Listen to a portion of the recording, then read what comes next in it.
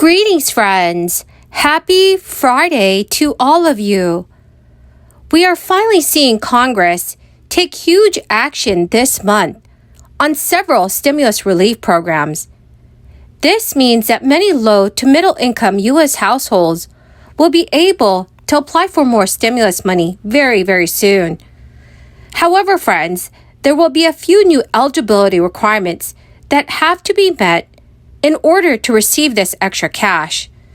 So, my friends, please make sure you watch until the end of this video to learn if you will be able to claim another stimulus check.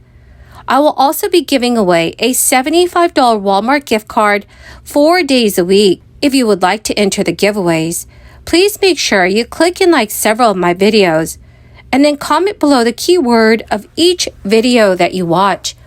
The more videos that you comment on, the greater your chance of winning the Walmart gift card. I'll be announcing the winner at the end of this video, so please stay tuned. Many state governors have enacted programs that are directly targeted to low and middle income households. New York and West Virginia have programs to send checks to homeowners in those states. Roughly 3 million homeowners across the states are expected to receive $2.2 billion in tax refunds this year. It is an effort to ease the pressure on homeowners responsible for both New York's high property taxes and the rising cost of food, energy, fuel, and other household goods. Residents should expect to receive as much as $1,050, with an average of $425 headed to New York City households. Homeowners outside of the city should generally expect more, with residents receiving an average of $970. About 2 million of the 3 million eligible households are outside of the city. Households earning less than $75,000 per year are expected to receive an average rebate payment of $1,050. To receive the homeowner tax rebate credit, New York homeowners must also have qualified for the 2022 School Tax Relief Program. It is another statewide tax relief program that sends eligible taxpayers a check every year to pay school taxes. Homeowners also must have an annual household income of less than $250,000 for the 2020 tax year and have a school tax liability for the 2022 and 2023 school year that is more than their 2022 School Tax Relief Program benefit. There will be a small percentage of residents that will be receiving their checks later than expected.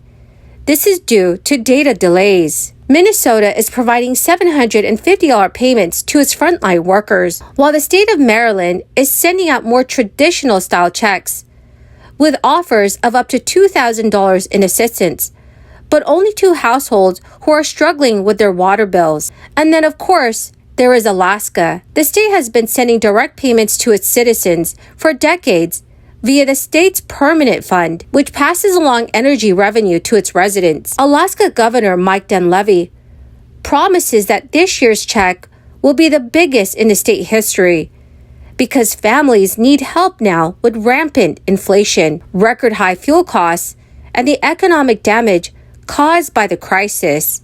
And there are plenty more programs that could be on the way with a range of other states, from Massachusetts to Kansas to North Carolina, continue to debate their own proposals for various forms of tax rebate checks. These programs have largely been made possible by state budgets that are very healthy this year, and that's thanks to better than expected tax revenues and leftover crisis assistance from Washington, D.C. Virginia Governor Glenn Youngkin has recently signed a budget that includes one-time $250 rebates to eligible taxpayers. He recently spoke with Yahoo News to tout the elements of the budget, which also includes a bevy of tax cuts. And Youngkin stated it's an extraordinary step to allow Virginians to keep their money. In a statement about his state's plan, Illinois Governor J.B. Pritzker said, "In challenging times like these, it is more important than ever to have a government